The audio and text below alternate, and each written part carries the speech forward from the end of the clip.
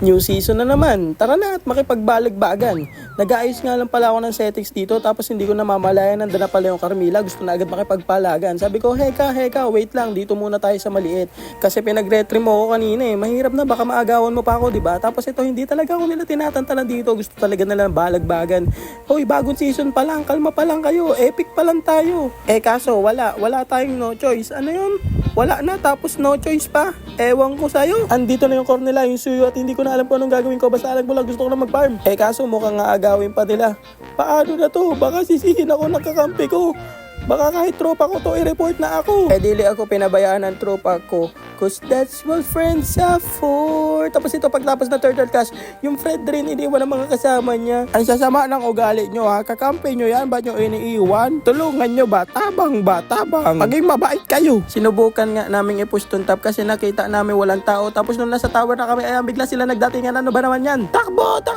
Diyan na sila. Run! Pasensya na guys. Kailangan ko iligtas yung sarili ko.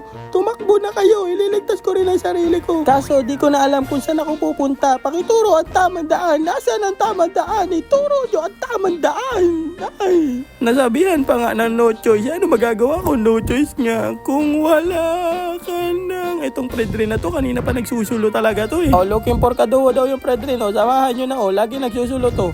Etong tropa ko, alam nyo, apakakulit nito eh. Minsan nasarap tukutukan eh. Sabi niya siya daw si Misaki, hindi daw siya Misaki. Sabi ko sa kanya, back pre, ang dami niyan. Kaso ang kulit, talagang sinugod niya mag-isa. Wala akong no choice, tropa ko yan. Di siyempre tulungan ko yan. Kahit andyan na sila pare, dumadami na sila. Ano gagawin natin? Hindi ko na alam. Ayoko tumakbo, hindi kita iiwan pare.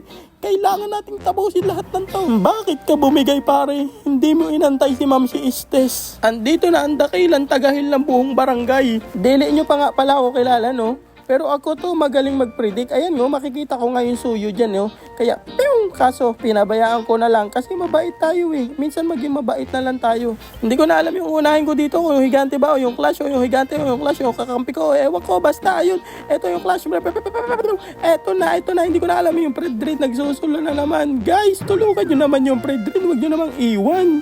Ito yung purpose kung ba't ko pinatakas yung suyo kanina. Siyempre, alam niya maghihigante kami at alam kong ire-retry niya to. Siyempre yung retry niya, malaking tulong din yun para makuha namin tong higante na to. Diba?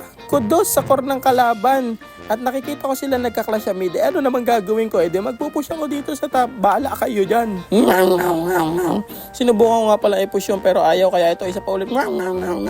Ayaw talaga. Kaya ayun, sinundot na lang ng lapu-lapo namin. Dito kami hirap sa Sicilian. Pero siguro naabot ng ko. Ay, kaya ayun, nabigyan siya nung shangi namin. Ito na nga, akala ko mabibigyan kami dito kasi natali kami ng Carmilla dito. Pero hindi pala. Ayan, nag-stun yung lapu-lapo namin pero hindi siya tumama. Oy, pare, ano ba naman yan? Ba't ka napaparap?